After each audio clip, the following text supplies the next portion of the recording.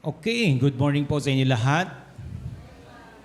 Well, again, tayo po ay nandito again dahil tayo po ay sumasamba. And this is what God really want to do, gawin natin para sa Kanya. At ang lahat ay makapagbigay ng lugod dahil yung pong intention niya sa Kanya mga ginawa at kasama tayo doon sa ginawang yon. Well, last time, of course, the worship 10 in my series, and now I will again in a worship 11 in the series. This is the 11 series. Kaya kung nasundan niyo po ito, I do believe meron ng clarity sa atin at bakit tayo sumasamba sa Diyos. Well, sa umagang ito po muli ang ating tatalakayin, the evolution of worship. Tayo pong lahat ay sandam manalangin. Yes, Heavenly Father, we thank you once again. We have this grace, O Lord God, na kami po, O Diyos, ay makasamba sa iyong dakilang pangalan and a grace to receive your word, O God, your teaching as well, O Lord God, para ito po ay maging gabay at patnubay namin sa gusto mong gawin ng mga buhay namin. Kaya, O Diyos, marapatin mo po sa umagang ito, sa ganitong layunin at sa ganito pong intensyon, Lord, pagpalain mo kami at samahan ng Espiritong Banal. Apang ito po ay pinag-uusapan namin. Salamat po, Diyos. Ito po ang aming dalangin sa pangalan po ng aming Panginoong Hesus. Amen. Well, this word is full of evolution. Alam niyo po ba, marami po. When we talk about evolution, this is about transformation. This is about adaptation. When we talk about evolution, we talk about modification. And of course, revision. Marami pong ganyan na nangyayari sa mundo. Halimbawa dati, ay kung napapansin nyo, puro mga love letter lang, literally. Ngayon po ay messenger na yung mga love letter ninyo. Noon po mga telegrama, ngayon po ay video call. Ang tawag po dyan, evolution and modification. Di po ba? Dati ang mga television po ninyo, dikahon. Tapos napalitan pong dibuntis sa likod. Ngayon po ay paplatan na ng paplatan. Di po ba? So makita natin ang mga telepono na abutan nyo po ba yung kring, mga ganon. Di po ba? Ganyan yun, meron pa rin. The wire. So ang tawag po dyan, evolution. Well, sa worship, meron din pong ganon. Pero pare-pareho rin pong tinatanggap yan. Kung tinanggap at ginamit natin ang pagluluto sa kahoy noon at nabuhay tayo, ginagamitan nyo pa ng tambutso. Gano'n. Di ba? Di nyo naibutan nyo, Okay, kung ngayon ay dikuryente na and everything, lahat ng yan ay pinapakinabangan. Kaya, inaalam natin, tinitingnan natin, even in worship, even in during the time of worship, meron po talagang worship noon na hindi naman kumakanta. Nakita nyo ba si Abel na may banda nung nagsimba? Nakita nyo ba si Abraham na mayroong temple nung nagsimba? Well, kailangan maintindihan natin yung evolution yan. Kasi baka sabihin natin sila lang naman ang tama at tinanggap ng Diyos sa kanilang mga pagsamba. So mahalaga ito. Bakit noon kapag sumasamba sila may hayop na kinakatay, ba't ngayon wala? So marami sa atin hindi natin naintindihan yung nagkaroon na tayo ng modification. Bakit merong altar na itinatayo noon? Pinagpapatong-patong na bato tapos may apoy at panggatong na inihahanda. So bakit walang temple na pinapasok sila noon? Walang ganito. Diba? At bakit walang kanta na inaawit pero tinatanggap sila ng Diyos? Bakit walang pari noon sa pagsamba? They are all priesthood.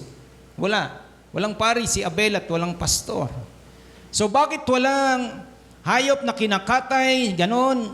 At sabi nga, sa pagsamba natin ngayon na hindi na nagtatayo ng altar. Bakit ngayon ang mga nagsisimba ay merong building or temple sanctuary na tinatawag? At bakit nagkakaroon ng pari at ngayon ay pastor na? At bakit ngayon kantahan na may banda pa ang pagsamba? So, di ba, malaking intriga yan kapag hindi mo siya nasundan. Kaya mahalaga po na ito'y ating napag-uusapan. Maraming mga katanungan at marami sa atin hindi kayang sagutin at hindi alam ang mga kasagutan. Di po ba? Kaya nyo ba yung sagutin? Bakit nagbago ng ganyan? So this topic of evolution of worship, dalangin ko ng pagpapala, sana maintindihan natin at maniwala na tama ang worship na ginagawa natin ngayon. So hindi ko mo kinumpara mo kay Abel, kay Moses, kay Abraham, hindi yung tama yung ngayon sa'yo. Maniwala ka, tama yung ginawa ni Abel, at tama yung ginawa ni Abraham, tama yung ginawa ni Moses. At hindi rin pwedeng sabihin na mali yung ginagawa natin ngayon. Okay? So ang pagsamba, titingnan natin yan bago dumating si Moses, meron pong pagsamba. Kaya hindi po kay Moses nagsimula ang worship. Di po ba? Ang pagsamba sa panahon ni Moses, meron din pong gano'n during his time. At ang pagsamba, pagkatapos na dumating ng Panginoong Yesus, meron pong worship right after Jesus came. So, sa Bible, when we talk about worship, gusto ko pong intindihin muna natin, regardless how this was being done in the past and how this is being done right now in our time, tingnan natin. No, through the Bible doesn't give a formal definition of worship. Alam niyo po ba, walang formal definition of worship sa Bible? Lagi lang pinapakita na ganong ginagawa niya pag sinasamba ang Diyos. Worship mean, the English word for worship comes from two old English word. Worth, which means worth, mahalaga. Yung isa, sabi niya ay skype or sheep. Sabi niya, which means something like shape or quality. Pag sinabi nating worship, we can see the old English word sheep. Nandun yung pong English word sheep. So in modern words like friendship, sportsmanship, ibig sabihin that's the quality of being a friend when we talk about friendship. And then when we talk about sportsmanship, that's the quality of being good sport. Di po ba? Sportsmanship, ibig sabihin isa kang mabuting manlalaro. So worship is the quality of having worth or being worthy. Pag sinabing worship. That's why when we worship, we are saying that God is worth and that He is worthy. Sinasabi natin kapag tayo sumasamba, ang Diyos ay mahalaga at siya'y dapat at karapat-dapat sa pagpapahalaga. And that is what we call worship. Kaya kung meron kang isang bagay na malaking pinahalagan sa iyong buhay, ay ang sambahin mo ang Diyos. Because that is worship, pagbibigay halaga sa isang mahalagang being. Kaya karapat-dapat mong pagkabalahan, karapat-dapat mong paglaanan, karapat-dapat mong paghandaan, at karapat-dapat mong gawan ng ganong dedikasyon. Sino ang mahalaga? At pag sinabi nating worship, sino ang mahalaga? Ang Diyos. Lahat po nagsasabi na mahalaga ang Diyos, say amen. Di po ba? Then how do you really give your importance? How do you, sabi nga, manifest in your life that God is mahalaga?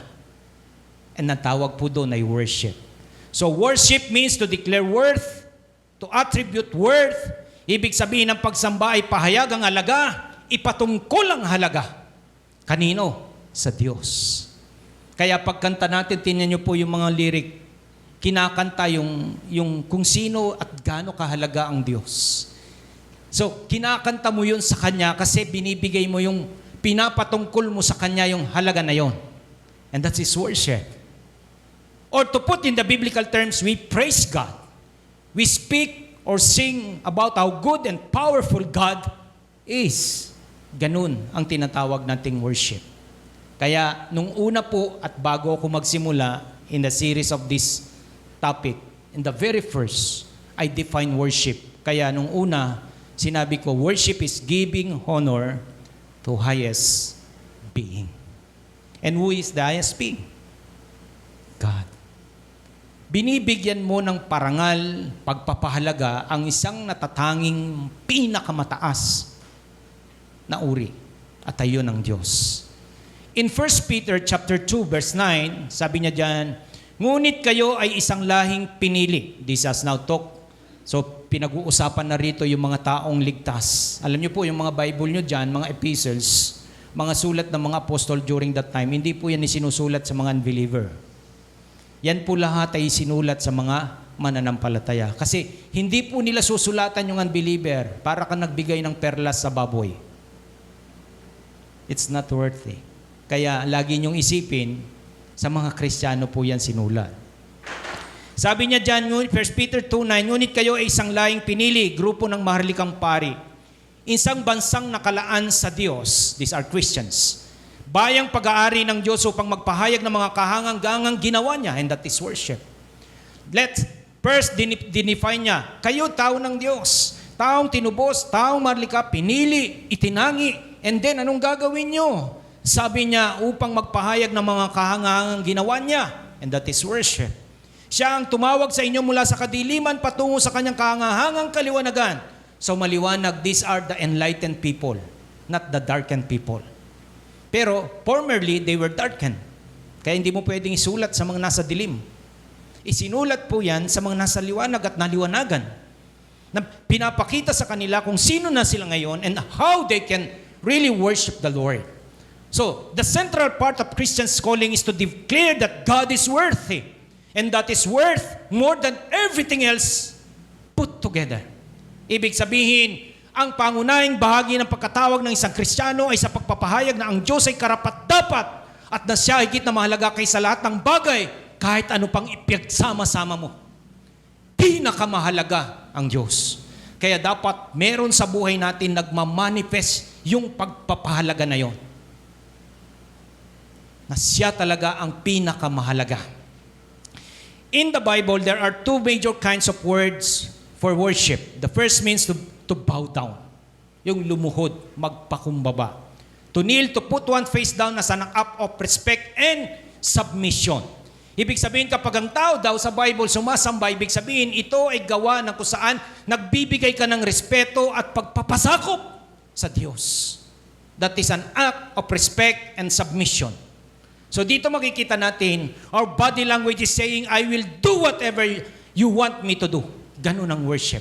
If you want me to do this, and that is worship. Sabi nga ng body language natin, gagawin ko lahat ng gusto mo. And that is submission. I'm ready to listen to your instruction and I am willing to obey. And that is worship. Kaya nga po, tingnan nyo po lahat ng nagsisamba, mamaya makita natin. Lahat sila, as they worship, they got the impression from the Lord and instructions. Kasi sa pagsamba, may sinasabi ang Diyos. Ako, handa akong makinig sa iyong mga tagubilin at handa akong sumunod. And that is the meaning, when we bow down, we submit and we respect. Because kung ano man ang sasabihin ng Diyos sa iyong pagsamba, gagawin mo dapat yun. So the other kind of biblical word means to serve.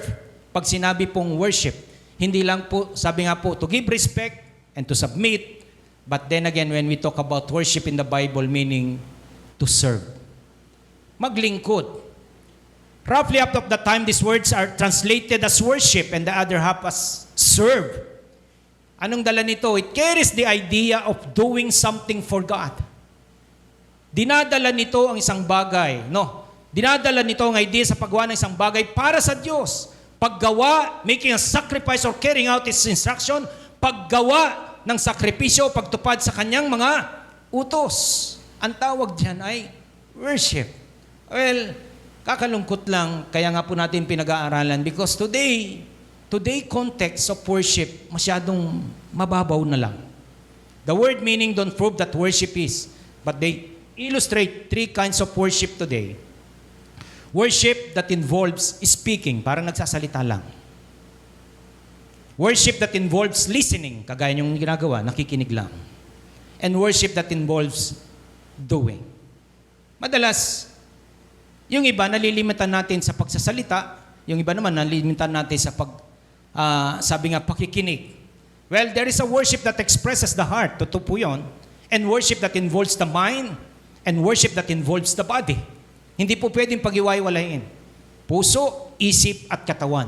And there is worship that is giving praise upward, a worship that is receiving instructions from above, and a worship that carries out instruction in the world around us. Ang tawag po doon, kahit ikaw ay nangangaral sa labas ng mabuting balita, still you are worshiping the Lord in that way.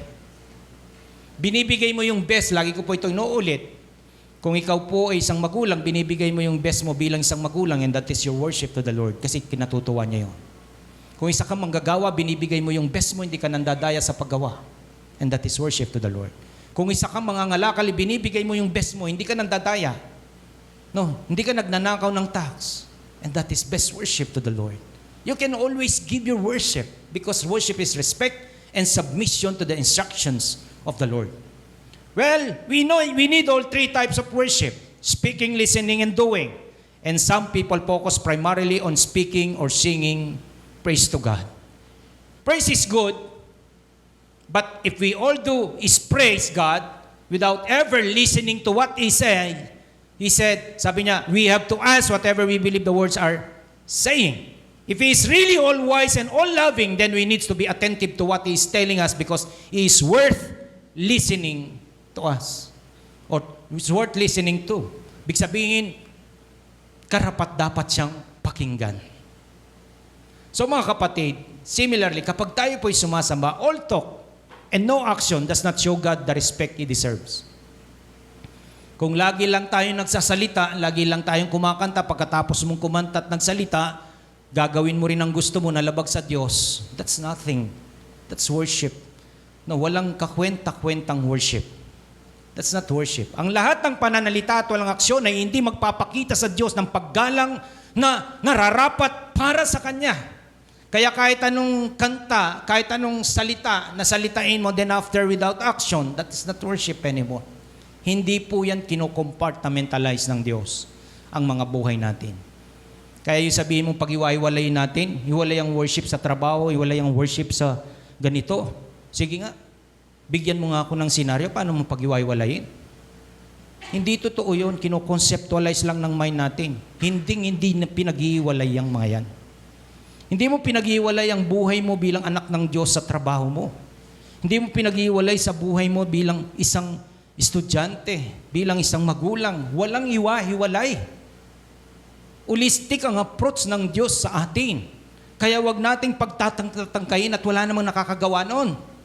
Iniisip mo lang na scapegoat yun. Nang hiwa-hiwalay.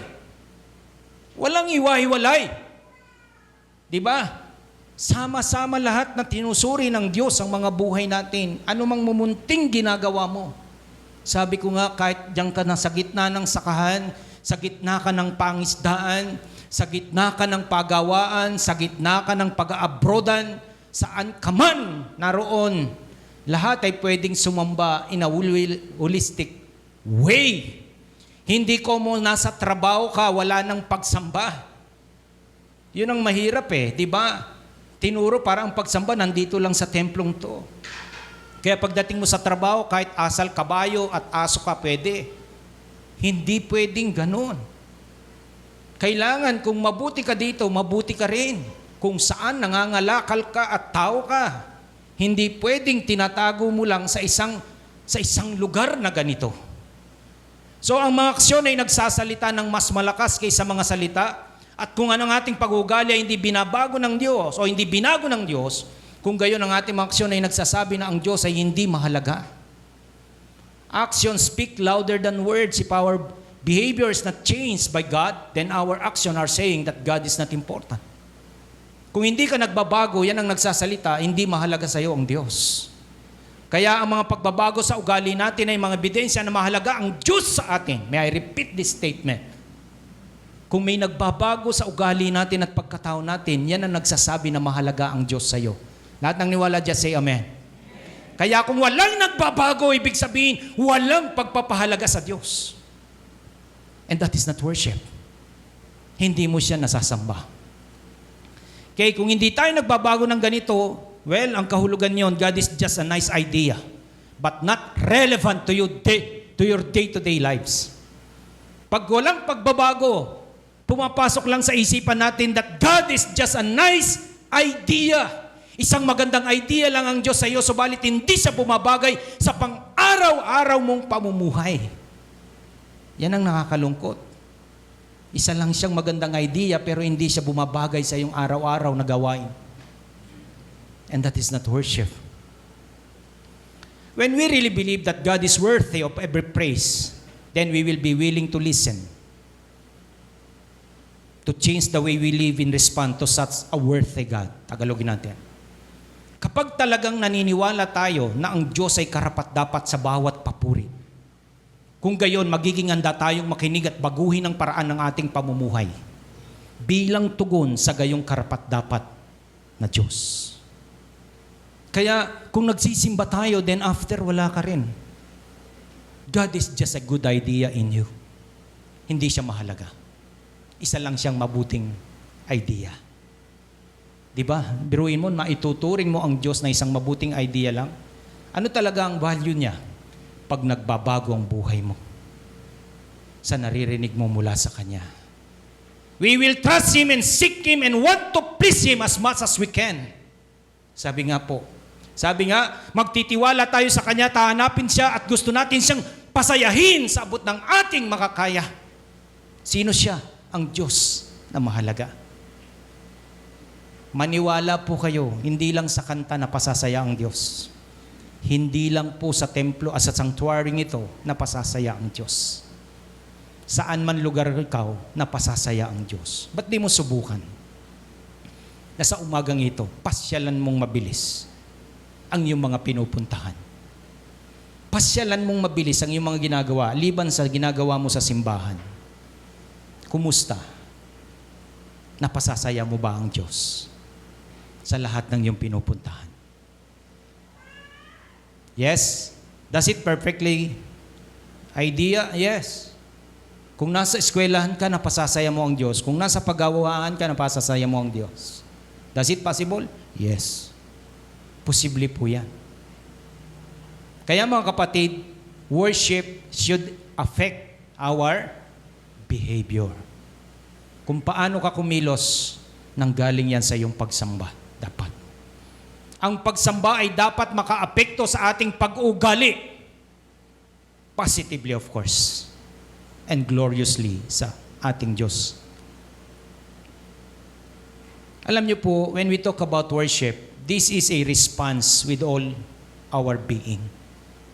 Kaya dadalin mo yan kahit saan. Kasi tugon ito ng buong pagkatao natin. No?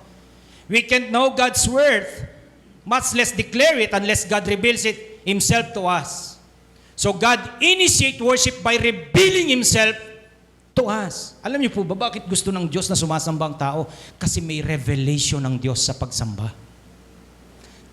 Alam niyo po, pag binasa niyong Bible, starting with the bell, nag-reveal ang Diyos. Then follow with Noah, nag-reveal ang Diyos right after he worship. Or during and after the worship, yung ceremony kanilang ginagawa, Abraham, nag-reveal ang Diyos. Pag binalikan mo, sa pagsamba talaga, nagre-reveal ang Diyos. Kaya sa panahon natin, bakit may pangangaral? Ang pangangaral ay nagre-reveal ang Diyos. Ngayon, we can know God's word, must less declare it unless God reveals it to us, and God initiate worship by revealing Himself to us. Nire-reveal ng Diyos. Kaya sa bawat pangangaral, this is a revelation of God Himself. Kagaya ngayon, nire-reveal niya sa yung pinakamahalaga. Paano mo ngayon gagawin yun? How will you practice that God is worthy of anything else in this world? Kaya lang pagkatapos mong marinig na mahalaga ang Diyos, tapos di mo na naman gagawin. And that is not worship. You did not listen well. Then we respond, and the proper response is worship. Ganun pa rin. The more we grasp His greatness, His power, His love, His character, and the more we understand His worthiness, the better we can desire His worth. The better we can worship. So our worship is a response to what God has revealed Himself to be. Not only in who He is, but also in what He has done and is doing and will do in the future. Ang tawag doon, worship. Kaya definitely kapag tayo nagsisimba, nababago dapat tayo. Di pwedeng hindi. Lahat na nakita ko na nagsimba at sumamba ng totoo, na naranasan at narinig nila ang Diyos, binago sila ng Diyos. Because worship includes all our responses to God. May tugon sa Diyos every now and then in worship, including a response with our mind, such as our belief in God's worthiness, our emotions, such as our love and trust, and our actions and our words. Kaya dito po, our heart expresses itself in words and songs. Kaya minsan pinagsasalita tayo, pinakakanta. But that is so shallow. Our mind is active when we want to learn what God wants us to do. Our bodies and strength are involved when we obey and we serve. Lahat siyang kakasama.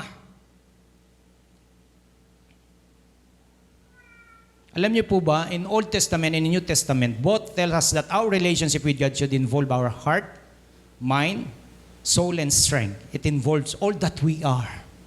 Di pwedeng iwaiwalay. Worship involves heart, mind, soul, and strength. Kaya hindi po totoo yun. Kahit wala ako dyan, sumamba ako kay Lord. No. Hindi pwedeng pag-iwalay ng katawan, ng kaluluwa at ang espiritu. Pwede ba wag niyong tatangkahin yung hindi nagagawa at hindi posible na gawin? Yung salitang paghiwa-hiwalayin. Sige nga, gawin mo. Walang ganun. We can worship God all by ourselves, but it is also something we do together. Kaya po ngayon ay sama-sama tayo. But definitely, you can do it individually. God has revealed Himself not just to me, but to many people. God put us in a community, reveals Himself to a community, through a community, and the community together responds to Him in worship. Katulad po nito. In declaring that His worth and all honor and praise. Ngayon, tingnan po natin yung worship na mabilis para may idea tayo. Kasi pupuntahan ko po, pero hindi ako makakarating ngayong umaga. Pupuntahan ko po yung worship of tabernacle, the synagogue, the temple, at ngayon, bakit may kanta? Diba? Ba't ngayon may kanta? May mga songs. Abay, si Abel di naman nagkanta. Does it mean ngayon mali yung worship natin kasi may kanta sila? Wala. Ang tawag po dyan, evolution. Big sabihin, merong modification and revision na pare-pareho pong tama yan sa kanya-kanyang panahon. Mga kapatid, worship of the patriarchs or before time of Moses. Tingnan natin. Okay? If we survey the Bible, we'll see widely variety of methods that God's people have used to worship Him and express their devotion to Him. Ganyan po natin makita. Pag sinurvey mo ang Bible, makikita natin ang mga tao ng Diyos, may mga method sila na ginamit kung paano siya isambahin at ipahayag ang kanilang pagkatalaga sa Kanya. Some of these methods were done by specific command from God. Merong mga bagay dito na doon sa nakita natin at mababasa natin sa Biblia, galing sa utos ng Diyos. Pero others seems to have been the choice of the persons involved. Yung iba, volitional lang. Big sabihin, kinusa. We see this pattern throughout the Bible. Some things are commanded and some things are optional. Tingnan po natin. Una, in Genesis chapter 4, tell us that Cain and Abel brought an offering to the Lord. Pero pasinin nyo, pag binasa nyo po, wala pong nagutos sa kanila. Inutos ba na sila'y sumamba? Inutusan? Did the Bible said it so? Na talagang, sabi ni Adan, Abel, sumamba kayo kay Lord. Hindi po. Sabi nga, kung meron tayong word na ginagamit ngayon, built-in. Alam niyo po ba? We are not told why. Sabi nga, we are just told why that they did it. Pero walang sinabi sa Biblia na ang ginawa nilang pagsamba ay inutos sa kanila. Built-in. So anong unang makikita natin? Dapat ang tao po, worship ay built-in. Pag sinabing built-in, hindi ka kailangan utusan. Nakita nyo kanina, nagtataas akong kamay kahit walang utos. Kayo kahit utusan na, di pa eh. You know why? Because you really want to express something to the Lord. Built-in yun. Pumupunta ka dito nang hindi inuutusan, built-in yan. Nang hindi ka ginagaya, nang hindi ka na binobola, nakakain tayo sa labas, mamaya simba tayo, anak, di ba? Hello? Pag sinabing hindi inuutos, built-in sa kanilang kalooban. Lahat ng may built-in worship dito, say Amen. Alam nyo, kapag hindi built-in yan, pamimigay nyo yan. Pag sa labas nang gagaling, pag nagiba ang labas, hindi mo na siya gagawin. Pero pag built-in, hindi yan mawawasak ng sino man. Yan ang tatandaan nyo. Yung worship ko pala built-in na kasi hindi naman nasisira ito ng pasyalan. Hindi naman nasisira ito ng kasalan. Hindi naman nasisira ito ng binyagan. Hindi naman nasisira ito ng piyestahan. Ang tawag doon, built-in. Gustong-gusto mo niyang gawin. A few chapters after these brothers worship the Lord, we read that Noah built an altar after the flood. Di ba pagkatapos umupa ang baha, and he sacrificed some animals. Anong sabi sa verse? Sabi niya in Genesis 8:20, si Noah ay nagtayo ng altar para kay Yahweh. Kumuha siya ng isa sa bawat malinis na hayop at ibon. Sinunog bilang handog. Pero walang pautim. Di po ba? Walang banda. Verse 21, nang maamoy ni Yahweh, look at that, inamoy ng Diyos talaga ang worship niya. Mabagong samyo nito, sinabi niya sa sarili, then this is now the response and the revelation of the Lord. Hindi ko nasusumpay ng lupa dahil sa gawa ng tao, bagamat alam kong masama ang kanyang isipan mula sa kanyang kabataan. Hindi ko nalilipuling muli ang anumang buhay. May buhay kagaya ng ginawa ko ngayon. Look at that worship. May nagutos ba kay Noah? Pasinin niyo po. May nagutos. Ngayon, iniintay niyo pang utusan. Built-in. Naiintindihan yung worthy ng Diyos. Kung naiintindihan mo ang halaga ng Diyos, hindi mo kailangan maghintay ng utos para sambahin ang Diyos. Then the other is Abram, Shechem. How many times? Nagtayo siya ng altar. Una sa Shechem. Sabi niya dyan, nagtuloy si Abram sa isang banal na lugar sa Shechem sa malaking puno ng More. Noy naroon ng mga Kananeo, nagpakita kay Abram si Yahweh na sabi sa kanya, ito ang lupaing bibigay ko sa iyong lahi. At nagtayo si Abram ng altar para kay Yahweh at nagpakita sa kanya. Inutusan ba siya ng Diyos? Hindi. Nagpakita lang sa kanya ang Diyos. Then after, he built an altar. What? An altar of worship. Then, hindi ko nababasahin yung iba. Pagitan ng Bethel at Ai, nandun siya, naglakbay. Nagtayo rin siya, hindi inutusan. Sa Hebron, nagtayo rin siya, hindi siya inutusan. Sa Mount Moriah, nagtayo siya, hindi siya inutusan. Pansinin niyo po, ang pagsambay hindi kailangan iutos sa iyo lagi. Kailangan alam mo lang na mahalaga ang Diyos at bigay mo lang yung pagpapahalaga noon. And that is worship. Then Isaac built an altar at Beersheba and prayed. Hindi inutos. Si Jacob set up a stone pillar at Bethel and pour out a drink offering on it, and he pour out oil in the some sort of worship. He built an altar at Shechem, and one of Bethel, he bowed of tithe and he prayed. So dito makikita natin, before Moses, walang utos sa pagsamba. Alam lang ng tao na sasamba sa Diyos, mahalaga ang Diyos. At kailangan gawin niya yung pagpapahalaga na yon. At ang tawag doon ay worship. Tinanggap ba ng Diyos? Abay, tinanggap. Nagsalita ang Diyos as they did that worship. Nagsalita ang Diyos. So, tingnan po natin with those people. What consciousness can we draw from this? Una, nang sila'y nagsisamba, first, no one needed a priest. Walang nangailangang pare. Pero, tinanggap ba ang pagsamba? Tinanggap ba? Hello? Tinanggap ba? Yes. Kayo mga nagbabasa ng Biblia, mapansin nyo, tinanggap ng Diyos. Walang priest.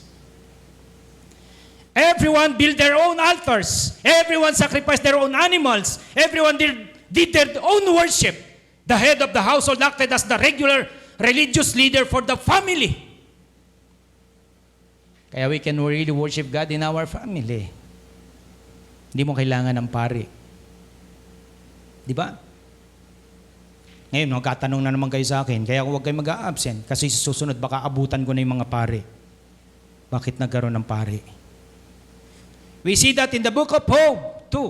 Job made sacrifice in behalf of his children. There was no special priesthood. Each person could worship without a priest. Kaya kung hindi ka makasamba kung walang pari, mali yun. Dito to. Kaya nga po, darating tayo sa series na to, yung priesthood of all believers. Pag sinabing priesthood of all believers, ikaw kahit mag-isa pwede kang magsimba sa Diyos. Kaya mong sambahin ang Diyos. And that is the first. Second, let us see the consciousness that we have. There are not many commands about the worship that the patriarchs did. Walang masyadong utos-utos. Na ganitong hayop, ganitong ganyan, ganyan, ganyan, ganyan. No. Walang bukol, walang bingi, walang walang peklat. Wala nang ganun.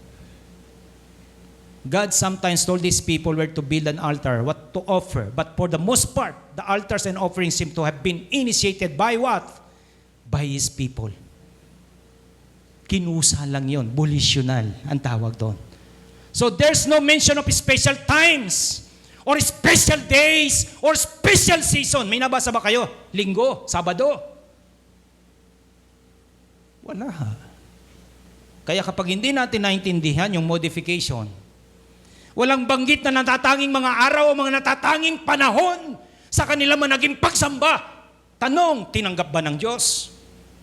Yes, tinanggap ng Diyos.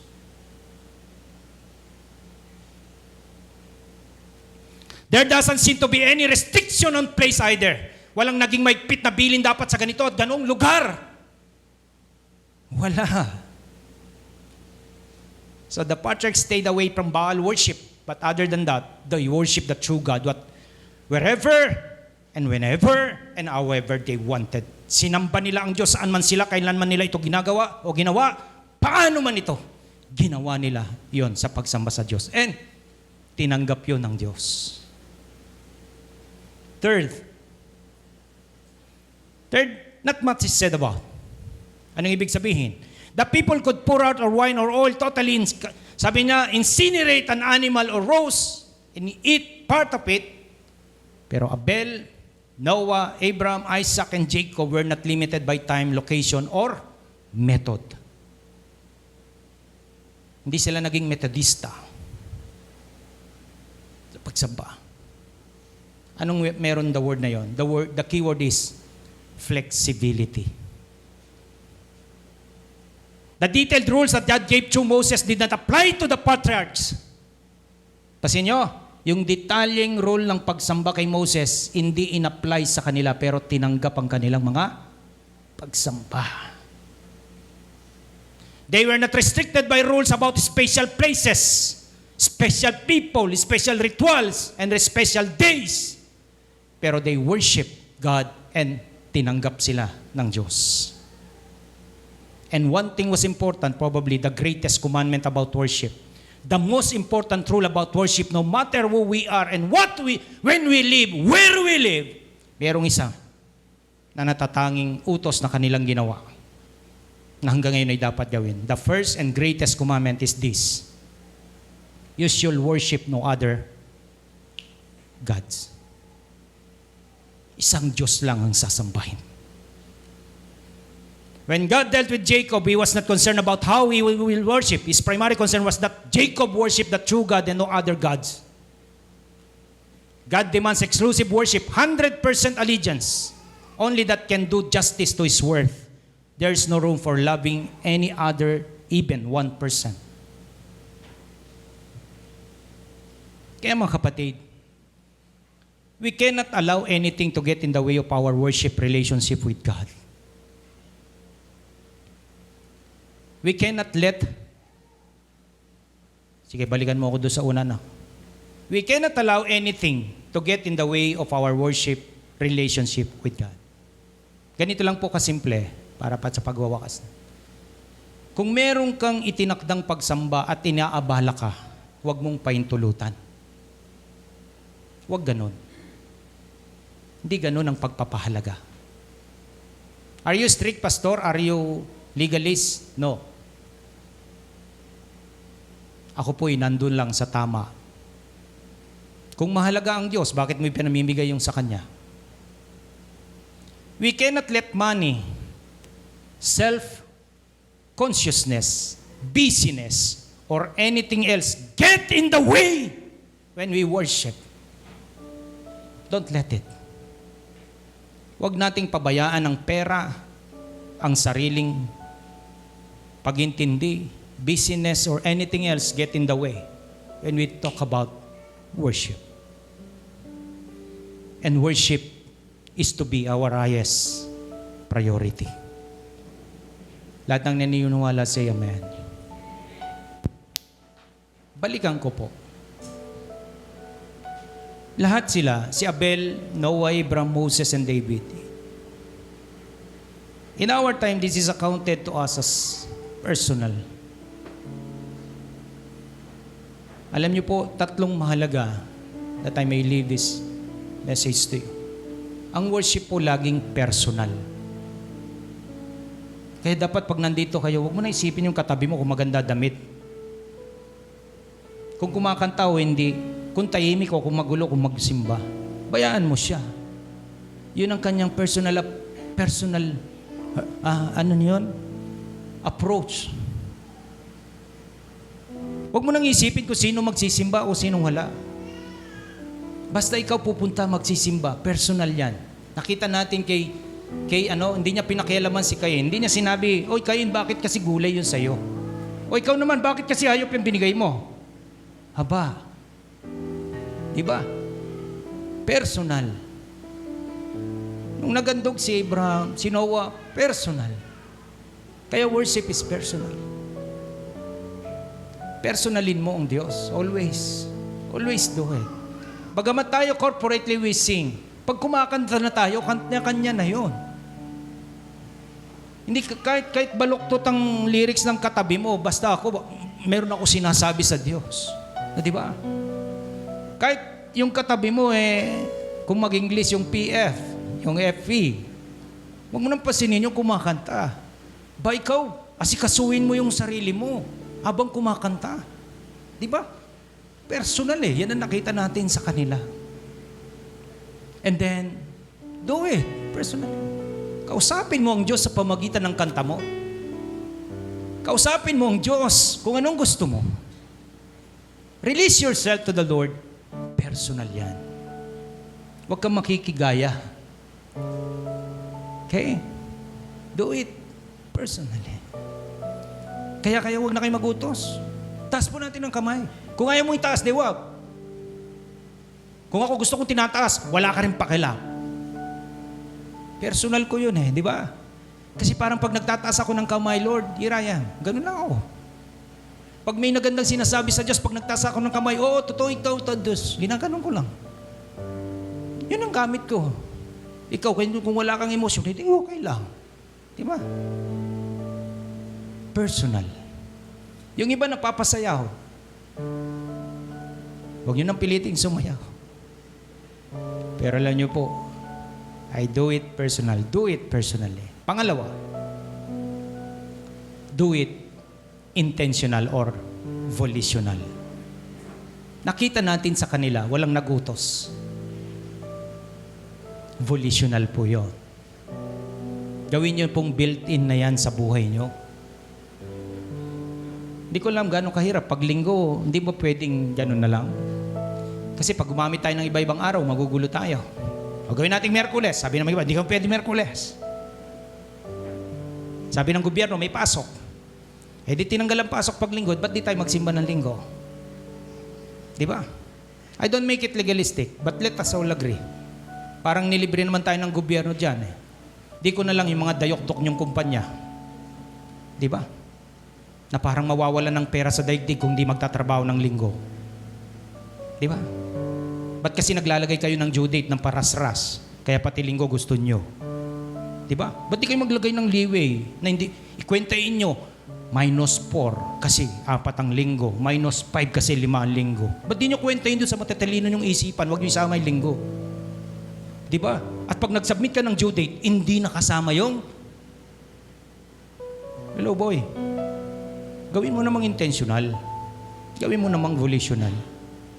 And then third, volitional. No? Kaya, pangatlo, gawin nyo pong sacrificial.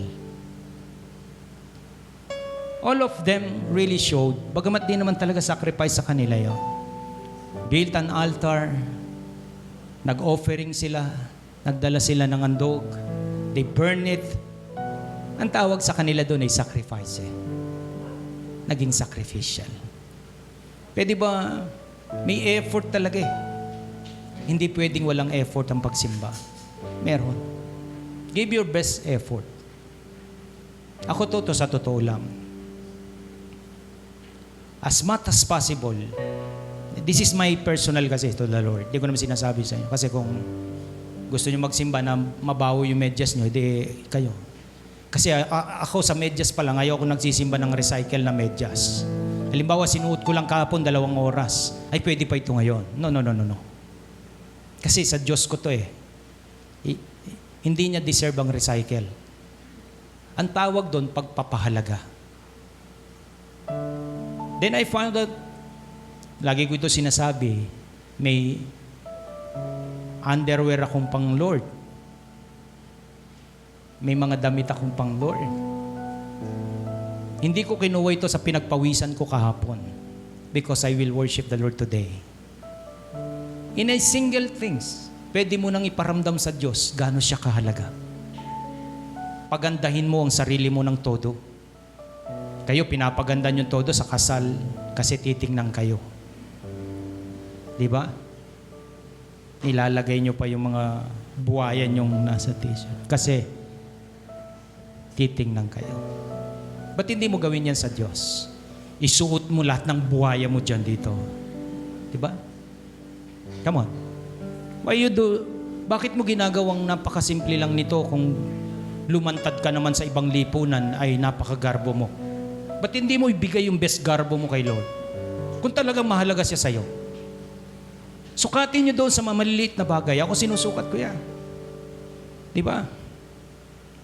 Pantalon, sapatos, make it so very best for the Lord. Huwag mo ipakita yan sa katabi mo. Basta, habang inihahanda mo pa lang, doon na worship na yon.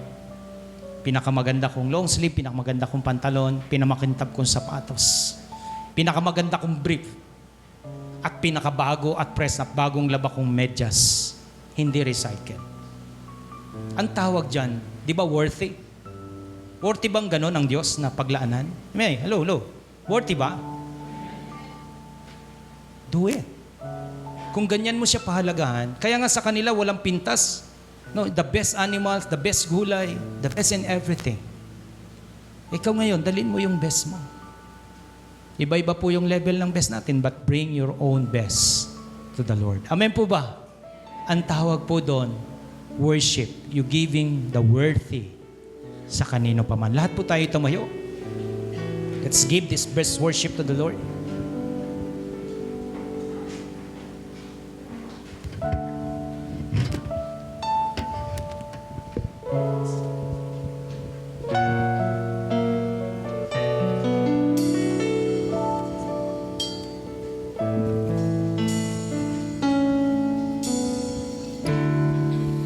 When the music fades, all is stripped away, and I simply come, longing just to bring something that's of worth that will bless your heart. I'll bring you more than a song, for a song in itself, it's not what you have required. You search much deeper within, through the way things appear, you're looking into my heart. I'm coming back to the heart of worship, and it's all about you. It's all about you, Jesus. I'm sorry, Lord, for the thing I made it, when it's all about you. It's all about you, Jesus. I'm coming back to the heart of worship, and it's all about you. It's all about you, Jesus. I'm sorry, Lord, for the thing I made it, when it's all about you. It's all about you, Jesus. Oh, it's all about you, Lord. Sige tayo pong lahat ay yumuko. Well, again, hearing this message of the Lord, which we believe, another clarification on how we worship the Lord. Is it more personal, volitional, or intentional, and even sacrificial? In light of all this, you, bilang isang anak ng Diyos, di mo ilalakas, but from your heart, this is the one thing that you really want to improve and do when we talk about worship. Come on. Habang nakayuko ka, isang bagay o dalawang bagay na gusto mong sabihin higit pa man sa Diyos, Lord, sa akin pong pagsamba, ito yung gusto kong gawin. Tuwing ako'y haharap sa iyo, tuwing ako'y sasamba sa iyo, this is one thing that I will do. Come on, just say it. This is, or these are enough to please the Lord today. Pag sinabi mo, gawin mo, umpisahan mo. Because not just here, but even outside this place, you can always praise and worship the Lord. Sige, sabihin mo sa Kanya yung gagawin mong commitment when we talk about worship. Sabi nga natin sa kanina, pag tayo nagsimba, meron tayong maririnig sa Kanya. At pag may narinig tayo, may gagawin tayo para sa Kanya. Sabihin mo ang gagawin mo sa Kanya.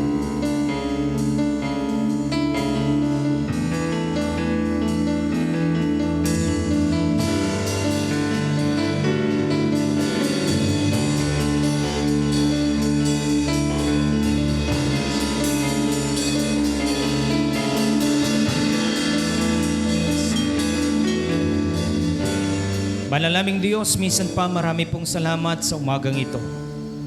Dalangin namin sa yaman ng iyong biyaya at pagpapala, masumpungan mo po kami ng buong buhay namin. Anumang oras, saan mang lugar, sino mang mga kasama namin, anumang okasyon at anumang panahon, nasusumpungan mo kami nalulugod sa iyong harapan. And definitely that is worship.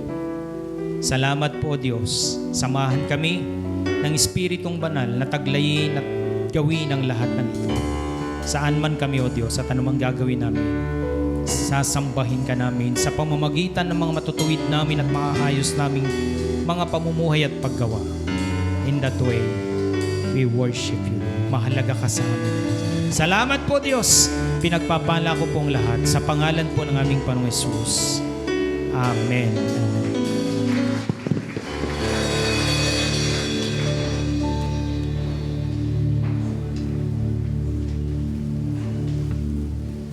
Okay. Salamat po sa ating Diyos. No? Malinaw naman po yung mensahe niya. Gusto ko lamang pong kunin yung isa, sabi nga yung personal. Kasi sa pagsamba talagang personal po talaga yon, no? At hindi po mawawala yung pagbibigay. No? Sige po, tayo pong lahat ay tumayo. At personal nating tignan ang ating mga sarili sa harapan ng Diyos. Sabi nga sa mensahe, dahil meron kang gagawin pag sinamba mo ang Diyos, dapat sa pagbibigay mo ay pinaghandaan mo ito. Tapos kung pinaghandaan mo ito, ito ay paalagaan mo. At ito ay yung gagawin. Sapagkat sabi ng Biblia, pinagmamasdan ni Jesus ang lahat ng sumasamba at nagbibigay ng kaloob sa templo. Tignan mo ang iyong sarili. Tignan natin ang ating mga sarili. Kung paano natin pinahalagahan ang ibibigay natin sa Diyos sa umagang ito. Hindi po nakukuha sa laki, kundi ito ay nakikita ng Diyos kung paano mo pinapahalagaan ang ibibigay mo at ipagkakaloob mo sa umagang ito. Sana personal na meron kang ibibigay ngayon sa Diyos. Dahil inahanap ng Diyos at tinitignan niya ang pagbibigay mo. Tayo pong lahat ay manalangin. O Diyos namin banal at makapangyarihan sa lahat, salamat po, O Diyos, sa mensahe mo. Patungkol po, O Diyos, sa aming personal na pagsamba sa iyo. Kaya, O Diyos, tingnan mo po ang aming mga puso Awakan mo ang aming mga isipan. Kontrolin mo, O Diyos, ang lahat po ng aming gagawin sa aming mga buhay dahil Ikaw ang aming kinikilala na Diyos na makapangyarihan sa lahat. At Ikaw ang nakakaalam ng lahat ng bagay. Kaya naman po, O Diyos, kung ito po amin pong gagawin, Panginoon, O Diyos, kamukha nung ginawa ni Noe, Panginoon, alam po namin yung kanyang pagsamba, O Diyos, bukal sa kanyang puso at tunay na personal na kinikilala kanya.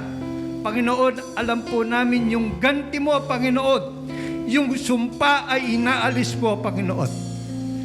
At alam din namin, Panginoon, na sabi mo nga, O Diyos, sa iyong mga salita, kung uunahin ka namin, Panginoon, idaragdag mo, O Diyos, ang lahat ng aming mga pangailangan sa aming mga buhay. Salamat po, O Diyos, sa umagang ito. Tanggapin mo, O Diyos, ang mga kaloob na ito upang magamit po, O Diyos, ng simbahang ito sa iyong ministeryo, O Diyos, na pinapagawa mo po, O Diyos, sa bawat dako at sa bawat lugar, Panginoon. Ganun din po, O Diyos, sa iyong mga lingkod. Salamat po. Pinupuri ka namin, pinapasalamatan ka namin sa pangalan po ng aming Panginoon Jesus. Amen. Amen.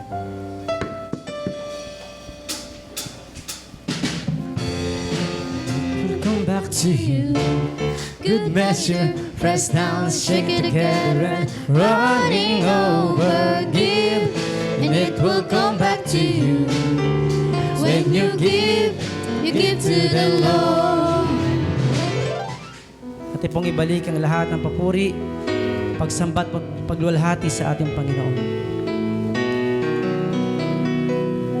Sa'yo ibinabalik ang lahat ng papuri, ang pagdakila at ang pagluwalhati, pagkat ikaw ay karapat-dapat na sambahin.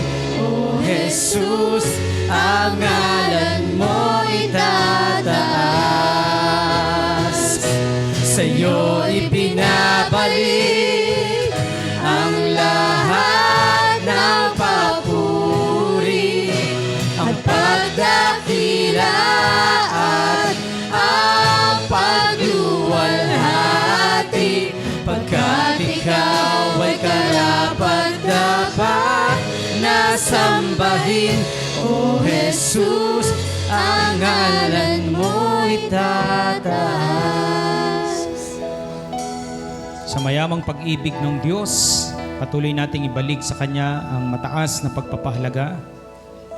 Sa mayamang biyaya ng Kanyang anak na si Kristo Jesus na nag-aari sa atin, ibalik natin sa Kanya ang mataas na pagpapahalaga at sa walang sawang pakikipisa ng Espiritong Banal upang tayo gabayan, turuan, palakasin at ingatan, ibalik natin sa Kanya ang pinakamataas na pagpapahalaga. Kaya sa umagang ito, tanggapin natin mula sa kanila ang kapayapaan, ang pag-ibig at ang kagalakan. Sa pangalan ng Ama, ng Anak at ng Espiritu Santo. Amen.